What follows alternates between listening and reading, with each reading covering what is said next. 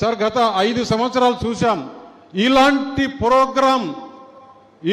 Programme ఆంధ్రప్రదేశ్లో ఏ రోజైనా జగన్మోహన్ రెడ్డి పాలనలో మనం చూసామా?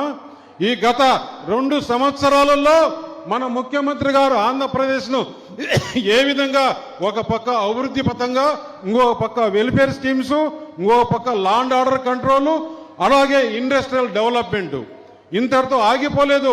ఈ రాష్ట్రంలో చాలా ఇండస్ట్రీస్ వస్తాయి, ఉద్యోగ అవకాశాలు కల్పిస్తున్న మన ముఖ్యమంత్రి గారికి ఎల్లప్పుడూ కూడా ఇంకా రాబోయే 3-4 తరాలు కూడా ఇక్కడే మన ఈ కూటమి ప్రభుత్వము అధికారంలో ఉంటే ఆంధ్రప్రదేశ్ భవిష్యత్తు బాగుంటుంది, ఇక్కడ యువతులకంతా ఉద్యోగ అవకాశాలు వచ్చాయని చెప్పి తెలియజేస్తూ, అలాగే మన కూటమి ప్రభుత్వానికి మన ప్రధానమంత్రి నరేంద్ర మోడీ గారి అండ ఉంది, పవన్ కళ్యాణ్ గారి ఆయన అండ ఉంది.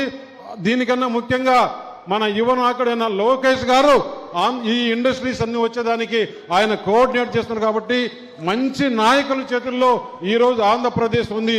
అది ఎల్లప్పుడూ ఇలాగే ఉండాలి. దానికి మీ ఆశీర్వాదం కావాలని